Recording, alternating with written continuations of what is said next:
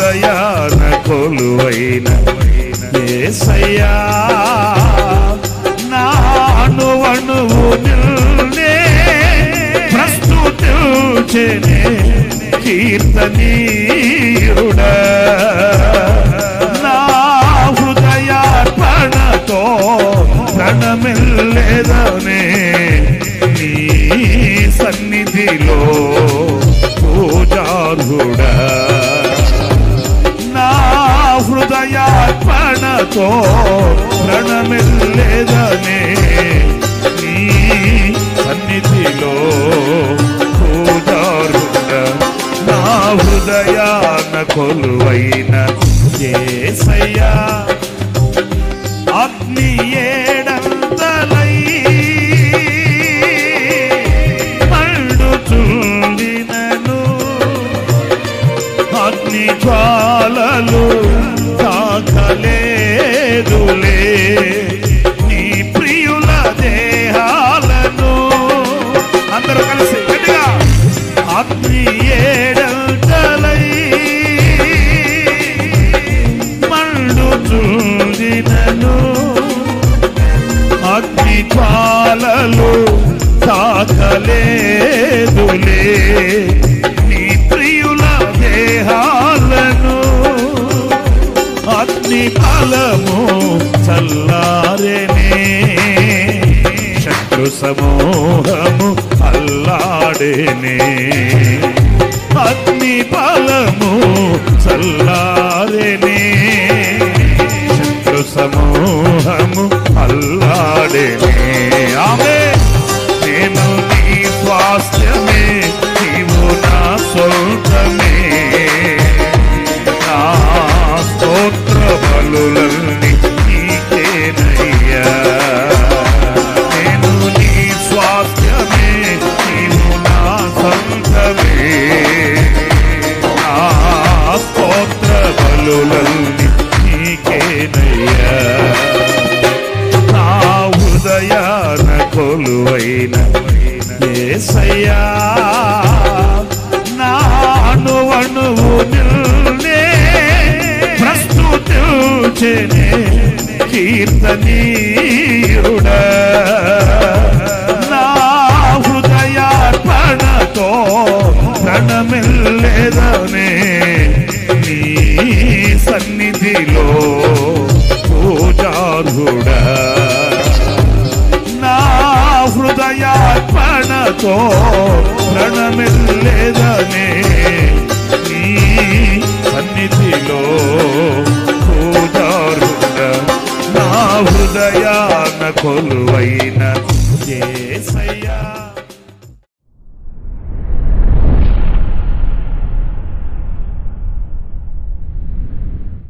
Praise the lord.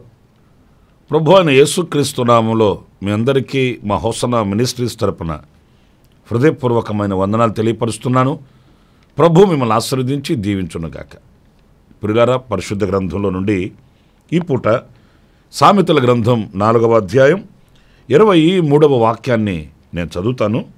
నీ హృదయంలో నుండి జీవదారులు బయలుదేరును కాబట్టి అన్నిటికంటే ముఖ్యముగా నీ హృదయమును భద్రముగా కాపాడుకొనుము. చూడండి, ఇక్కడ ఒక చక్కటి జాగ్రత్తతో కూడిన మాటని మనం చూస్తామండి. అదేంటంటే నీ హృదయంలో నుండి జీవధారలు బయలుదేరును. జీవధారలు, జీవముతో కూడిన అనుభవాలు. ఇది మనకు ఎంతో ఆశీర్వాదకరమైన శ్రేష్టమైనది. ఈ జీవ సంబంధమైనది మన హృదయంలో నుండి బయలుదేరును గనుక, అంటే జీవింపచేయునది నీ హృదయంలో నుండి వెలువడుతుంది గనుక, అది మాట అయినా, క్రియ అయినా, కదలిక అయినా, ఏదైనప్పటికీ కూడా ఆ హృదయాన్ని భద్రముగా కాపాడుకొనుము. ఈరోజు మనిషి హృదయంలో నుండి దురాలోచనలు, కామకత్వము, ఇంకా అనేక చెడు కార్యక్రమాలు మనిషి హృదయంలో నుంచే ప్రత్యక్షమవుతూ ఉన్నాయండి. ఆ హృదయంలో గూడు కట్టుకొని ఉన్న పాపం మనిషిని దేవునికి దూరం చేసి భ్రష్టమైనటువంటి అనుభవాల్లోనికి తీసుకుని వెళుతుంది ఆ హృదయంలో ఉన్న పాపం. అందుకే మన హృదయమును కడుగుకొనిన వారమై ఉండాలి. మన హృదయాన్ని నిర్మలమైన హృదయం గలవారమై ఉండేటట్లు చూసుకోవాలి. ప్రియులారా, మనిషి హృదయం ఘోరమైన వ్యాధి కలిగినది, దానిని గ్రహింపగలవాడు ఎవడు అని వాక్యం చెప్తుంది. ఈ సర్వశరీరానికి కేంద్రం హృదయమే కదా అన్నప్పుడు ఈ హృదయంలో నుండి జీవజలధారలు బయలుదేరును గనుక దానికి భిన్నముగా ఉన్నటువంటి ప్రతి చీకటి అనుభవాన్ని మనం గుర్తించి మన హృదయంలోంచి తీసివేసుకోవాలండి. అందుచేత ఆ హృదయాన్ని భద్రముగా కాపాడుకొనుము అనే మాట ఇక్కడ ఎంతో శ్రేష్టమైనది. పెదవులతో ఆరాధించవచ్చు, పెదవులతో స్తుతించవచ్చు, పెదవులతో మనం ఘనపరచవచ్చు, ఆయన నా ప్రభు అని మనం ఒప్పుకోవచ్చు. కానీ వాక్యం అంటుంది, మీరు పెదవులతో నన్ను ఘనపరచుచున్నారే కానీ మీ హృదయం నాకు దూరముగా ఉన్నదని ప్రభు చెప్తున్నాడు. అందుచేత నా ప్రియమైన సహోదరులారా, మన హృదయాన్ని మనం భద్రంగా కాపాడుకోవలసిన ఆవశ్యకత ఎంతైనా కూడా ఉంది అనే విషయాన్ని మనం మర్చిపోకూడదండి. ఆ భద్రముగా కాచుకొను అనే విషయంలో మన హృదయంలో ఉండవలసిన అనుభవాలు ఏంటి? యోబు గ్రంథం 22వ అధ్యాయం 22వ వాక్యంలో మనం గమనించినప్పుడు, ఆయన నోటి ఉపదేశమును అవలంబించుము, ఆయన మాటలను నీ హృదయములో ఉంచుకొనుము. చూడండి, ఆయన మాటలు మన హృదయంలో ఉంచుకోవాలట, అంటే మన హృదయంలో నింపుకోవాలట. ఒక ప్రశ్న మీరు వేసుకోండి, మన హృదయంలో దేవుని మాటలే ఉన్నాయా లేక లోక సంబంధమైన మాటలు ఉన్నాయా? ఎందుకు హృదయము పాపభూయిష్టమై హృదయంలో ఈ రోజున చీకటి అలుముకొని చీకటి సంబంధమైన వ్యక్తులుగా మారిపోతున్నాము అనే మాటకి సమాధానం ఏంటి? దేవుని మాట వెలుగుమయమైంది. వెలుగు ఎక్కడ ఉంటుందో చీకటి పారిపోతుంది. దేవుని మాట జీవము కలిగింది. ఆ మాట ఉన్న చోట జీవం ఉంటుంది, మరణం తొలగిపోతుంది. దేవుని మాట మనల్ని బలపరిచేది, ఆ బలమున్న చోట బలహీనత తొలగిపోతుంది. మరి ఈరోజు మన హృదయంలో ఏ మాటల్ని, దేనిని మనం నింపుకొని ఉన్నామో? ఇప్పుడు ఇలా ఈ రోజున లోకపు మాటలు ఎన్నో మన హృదయంలో ఉండవచ్చు.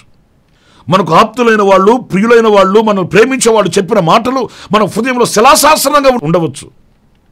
కానీ ఆ రీతిగానే సర్వశక్తి కలిగిన దేవుని మాటలు మన హృదయంలో నింపుకొని ఆ మాటలు మనకిచ్చే శక్తిని, వెలుగుని, జీవాన్ని, దీవెనను మనం ప్రత్యక్షపరుస్తున్నామండి. హృదయంలో నింపబడినదే పెదవులు మాట్లాడుతాయని వాక్యం చెప్తుంది. కొంతమంది ఏ విషయం మాట్లాడినా వాక్యమే మాట్లాడుతారండి. ఒక చిన్న ఆలోచన అడిగామనుకోండి, వాక్యానుసారంగా ఆలోచన చెప్తారు. ఏదైనా మనం ఒక నిర్ణయం తీసుకునే విషయంలో అడిగామనుకోండి, వాక్య ఆధారంతో మనతో మాట్లాడుతారు. వాళ్ళు కదిలినా, మెదిలినా, నోరు తెరచి మాట్లాడినా ప్రతిదీ కూడా వాక్యానికి అనుగుణంగా, వాక్యంతో పెనవేసుకుని బ్రతుకుతున్నట్లుగా వాళ్ళ నోటి మాటలు కనిపిస్తాయి. అలాంటి వాళ్ళు నాకు చాలామంది తెలుసండి. ఎందుకంటే వాళ్ళ హృదయం వాక్యముతో నింపబడిపోయింది. ఆ జీవ వాక్యముతో పెనవేసుకుని బ్రతుకుతున్నారు వాళ్ళు. అందుకని వాళ్ళ ప్రతి మాట అది జీవము కలిగిన మాటగా, జీవము కలిగిన ఆలోచనగా, జీవము కలిగిన అనుభవాలలో మనకు ప్రత్యక్షమవుతాయండి. మరికొందరిని మీరు కదిపి చూడండి, ఏది మాట్లాడినా లోకపు పద్ధతులు తీసుకుని వచ్చి పెడతారు. ఎందుకంటే వాళ్ళ హృదయం ఆ విషయాలతో నింపబడిపోయి ఉంది కనుక. మనం పరిశీలన చేసుకోవాలి, పరీక్షించుకోవాలి. మన హృదయంలో దేని చేత నింపబడి ఉన్నాయి మన హృదయాలు, మన హృదయం దేని చేత నింపబడి ఉంది అనేది ఎప్పటికప్పుడు మనం పరిశీలన చేసుకోవాలి, పరీక్ష చేసుకోవాలి. మనం ఆ హృదయాన్ని శుద్ధి చేసుకునే వారమై ఉండాలి. యేసుప్రభు చెప్పిన ధన్యతలు, అనుభవాలలో మనం చూస్తే, హృదయ శుద్ధి గలవారు ధన్యులు, వారు దేవునిని చూచేది అన్నాడు. మరి హృదయంలో శుద్ధి లేకుండా, హృదయంలో మనకు పవిత్రత లేకుండా మనం ప్రభుని ఎలా చూడగలుగుతామండి? ఎలా చూడగలుగుతాం? ఎలా చేరగలుగుతాము? అందుచేత మన హృదయానికి కలిగిన ఆ కల్ముషములో నుండి మనం కడగబడాలి, విమోచించబడాలి, పవిత్రపరచబడాలి. అది మనకు దివ్యమైన ఆశీర్వాదాన్ని తీసుకుని వస్తుందనే విషయాన్ని మనం మర్చిపోకూడదండి. రెండవ అనుభవాన్ని మనం గమనిస్తే నిర్గమాకాండం 31వ అధ్యాయం 6వ వాక్యంలో మనం ఒక మాట చదువుతామండి. నేను దాను గోత్రములో నుండి అహిసామాకు కుమారుడైన అహోలియాబును అతనికి తోడు చేసి తిని, నేను నీకు ఆజ్ఞాపించినవన్నీ చేయునట్లు జ్ఞాన హృదయులందరి హృదయములలో జ్ఞానమును ఉంచి ఉన్నాను. ప్రియులారా, ఇక్కడ చూడండి, ఈ దైవ కార్యాలు చేయడానికి, దేవుని మందిర పనులు చేయడానికి ఆయన బెసలేలు, అహోలియాబు అనే వారిని ఏర్పరచుకున్నాడు. అయితే వాళ్ళు ఆ దైవ కార్యాలన్నీ జ్ఞానంతో చేయునట్లు వాళ్ళ హృదయాన్ని జ్ఞానంతో నింపి ఉన్నాడట. అంటే దేవునికి మెచ్చే ఒక పని మనం చేయాలనుకున్నప్పుడు మన హృదయము ఆ దైవ జ్ఞానము చేత నింపబడి ఉండాలండి. లోక జ్ఞానం కాదు సుమా. మనకు లోక జ్ఞానం చాలా ఉండి ఉండొచ్చు. కొందరు చరిత్రలు బాగా చెప్తారండి. బ్రిటిష్ వాళ్ళు ఉన్నప్పుడు ఎలా ఉంది, ఆ తర్వాత ఎలా ఉంది, ఆ తర్వాత ఎలా ఉంది, ఇప్పుడు ఎలా ఉంది, రాబోయే రోజుల్లో ఎలా జరగబోతుంది, ఏ దేశం మీదకి ఏ దేశం దండెత్తబోతుంది, ఏ దేశం మీదకి ఏ దేశం యుద్ధానికి సిద్ధపడుతుంది, చరిత్రలు చెప్పమంటే చాలా సున్నితంగా చెప్తారు. కానీ అంత లోక జ్ఞానం కలిగిన వ్యక్తికి దైవ జ్ఞానం కొంతైనా ఉండదండి. దైవ జ్ఞానం ఎలాంటిది అని అంటే వ్యక్తిత్వాన్ని కట్టుతుంది, కుటుంబాన్ని కడుతుంది, జీవిత పోరాటంలో మనకు కావలసిన విజయాన్ని చేకూరుస్తుంది. దైవ జ్ఞానం చాలా ఉత్తమమైనది, ఉన్నతమైనది, అది శ్రేష్టమైనది, అది పరము నుండి దిగి వచ్చినది ఆ దైవ జ్ఞానం. గనుక నా ప్రియ సహోదరులారా, ఈరోజు మన హృదయంలో ఆ దైవ జ్ఞానాన్ని మనం కలిగిన వారమై ఉండాలని దేవుని వాక్యం చెప్తుంది. కొంతమంది ఆ దైవ జ్ఞానం కోల్పోయి కుటుంబాన్ని కుప్పకొల్చుకుంటున్నారండి. మీలో ఎవరికైనా జ్ఞానం కొదువైన ఎడల నన్ను అడగండి, నేను ఇస్తానన్నాడు ఆయన. మరి ఎందుకు అడగట్లేదు? ఎందుకు అడగట్లేదంటే నాకు దైవ జ్ఞానం లేదు అనే అవగాహన మనకు లేక, నాకేంటి, నేను మంచి టాలెంటెడ్ పర్సన్, నాకు చాలా జ్ఞానం ఉంది, దేంట్లోనైనా సులువుగా బయటకు వచ్చేస్తాను, తప్పించుకుంటాను, ఇలాంటి అవగాహనతో మనం దైవ కృపకి దైవ జ్ఞానానికి మనం దూరమైపోతున్నామండి. నా ప్రియమైన సహోదరులారా, బబులోనులో దానియేలును గురించి మనం చదువుతాము. అతడు చాలా జ్ఞానం కలిగిన వాడు, దేవుని ఆత్మచేత నింపబడిన వాడు, ఎలాంటి సమస్యనైనా ఇట్టే గుర్తుపట్టగలిగిన వాడు, దైవ కృప చేత ఆ యొక్క ఆపదలో నుంచి బయటపడగలిగిన వాడు. దానియేలే కాదు, షడ్రక్, మెషక్, అబేద్నెగోలు కానివ్వండి, వాళ్ళు ఆ దైవ జ్ఞానాన్ని పొందుకున్నారు.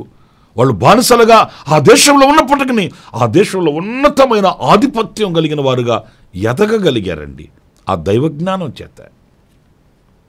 నా ప్రియమైన సహోదరులారా, ఈరోజు మనకు కావాల్సింది ఆ దైవ జ్ఞానం. కొందరు మంచి చదువులు చదువుతారు, కానీ దైవ జ్ఞానం ఉండదు. తనకు తాను ఉపయోగపడే పని ఒక్కటి చేసుకోలేడు, తన కుటుంబం ఆశీర్వాదకరంగా ఉండే ఆ యొక్క ఒక్క ఆలోచన తీసుకోలేడు, ఒక్క నిర్ణయం తీసుకోలేడు. లోక జ్ఞానం వేరు, దైవ జ్ఞానం వేరు. ఆ దైవ జ్ఞానం చేత మన హృదయం నిండుకొని ఉండాలని దేవుని వాక్యం చెప్తుంది. ఇంకొక మాట, ద్వితీయోపదేశకాండం 20వ అధ్యాయం 3-4 వాక్యాలు నేను చదువుతున్నానండి. ఇశ్రాయేలీయులారా వినుడి, నేడు మీరు మీ శత్రువులతో యుద్ధము చేయుటకు సమీపించుచున్నారు. మీ హృదయములు జంకనీయకుడి, భయపడకుడి, వణకుకుడి, వారి ముఖము చూచి బెదరకుడి. మీ కొరకు మీ శత్రువులతో యుద్ధము చేసి మిమ్మల్ని రక్షించువాడు మీ దేవుడైన యెహోవాయే. ఇక్కడ మీ హృదయములను జంకనీయకుడి అంటే మన హృదయములలో ధైర్యం ఉండాలండి. నా ప్రియమైన దేవుని బిడ్డలారా, వాక్యము మాత్రమే కాదు, జ్ఞానము మాత్రమే కాదు, ధైర్యం ఉండాలంటండి. అదే పదే పదే చెప్తున్నాడు ఈ వాక్యంలో. మీ హృదయములను జంకనీయకండి, బెదరకండి, భయపడకండి, వణకకండి. మనుషుల ముఖాలు చూడకండి, మీ పక్షమున యుద్ధము చేయవాడు యెహోవాయే. దేవుడు నాకు తోడై ఉన్నాడు, ఆయన నా యుద్ధములను జరిగిస్తాడు, ఆయన మూలముగా నాకు జయము కలుగుతుంది అనే ధైర్యం మనం కలిగిన వారమే ఉండాలండి. ప్రతిదానికి భయపడకూడదు. భయము అనేది సాతాను యొక్క ఆయుధం అండి. పేతురు యోహానుల ధైర్యాన్ని చూసి అనేకులు నివ్వెరపోయారట. తుదకు వాళ్ళకి తేలింది ఏంటంటే, వీరు యేసుతో కూడా ఉన్నవాళ్ళు. అంటే యేసుతో ఉన్నవాడికి ధైర్యం కలుగుతుంది. మూర్ఖత్వం వేరు, ధైర్యం వేరుండయి. కొంతమందికి ఏ చేటు వస్తున్నా, ఏ కీడు వస్తున్నా అదొక మూర్ఖత్వం, పట్టించుకోరు. దాన్ని ధైర్యం అనకూడదు. అపవాదితో, సాతానుతో, పాపభూయిష్టమైన లోకముతో మనం ఎదిరించే ఆ దైవ సంబంధమైన ధైర్యం మనకు ఉండాలి. నా దేవుడు నాతో ఉన్నాడు, నా కార్యాలు ఆయన సఫలం చేస్తాడు అనే ధైర్యం కలిగిన వారమై ఉండాలి. ప్రియులారా, ఈ రోజున మానవునికి కావలసింది ఈ ధైర్యమేనండి. ప్రతిదానికి కృంగిపోవడం, ప్రతిదానికి అలజడి పాలైపోవడం, ప్రతిదానికి భయపడిపోవడం, శత్రువు చేతుల్లో లొంగిపోవడం, శత్రువుకి బానిసగా మారిపోవడం. అందుకే దేవుని వాక్యం అంటుంది, మీరు భయపడకండి, ధైర్యంగా ఉండండి, మీ పక్షాన సర్వశక్తి కలిగిన దేవుడు ఉన్నాడు అని ప్రభు చెప్తున్నాడు. కనుక ఈ రోజున అలాంటి ధైర్యం కలిగి, అలాంటి జ్ఞానం కలిగి, అలాంటి దైవ వాక్యమును కలిగి ముందుకు సాగుదాం. విజయంతో ప్రభు కొరకై సాక్షిగా నిలుద్దాం. తలలు వంచండి. చిన్న ప్రార్థన. కృపా సత్య సంపూర్ణుడా, జీవాధిపతి అయిన ప్రభువానికి స్తోత్రములు. మా హృదయంలో నుండి జీవజలధారలు నాయన ప్రత్యక్షమగును గనుక మా హృదయాన్ని కాచుకొనమని చెప్పిన వాక్యానికి మా హృదయంలో ఉండవలసిన అనుభవాలేంటో, వాక్యము, జ్ఞానము, ధైర్యము మేము నింపుకోవాలని నీ వాక్యము ద్వారా మేము గ్రహించగలిగాము. ఆ రీతిగా మేము ముందుకు సాగడానికి మీ కృప కూడా మాకు సమృద్ధిగా అనుగ్రహించమని మమ్మల్ని ఒక్కొక్కరిని మీ చేతులకు సమర్పించుకుంటూ యేసు నామములో ప్రార్థించి వేడుకొనుచున్నాను తండ్రి. ఆమేన్. ఆమేన్. ప్రభు మిమ్మల్ని ఆశీర్వదించి దీవించునుగాక. విశేషమైన కృప నా దేవుడు మీకును, అలాగనే జన్మదిన శుభవేడుకలు జరుపుకుంటున్న వారికి, అలాగే ఎవరైనా కన్నీళ్లలో ఇబ్బందుల్లో ఉంటే దేవుడు వారిని కూడా కనికరించి కాపాడునుగాక. వారికి నా దేవుని కృప సమృద్ధిగా కలుగుగాక. ఆమేన్. ప్రతిదినము ఈ అనుదిన కృపాను సందేశముల కొరకు, ఇంకా మరిన్ని ఆత్మ సంబంధమైన సందేశాల కొరకు ఈ మా యూట్యూబ్ ఛానల్ ను సబ్స్క్రైబ్ చేసుకోండి. Pastor Ramesh hosanna ministries.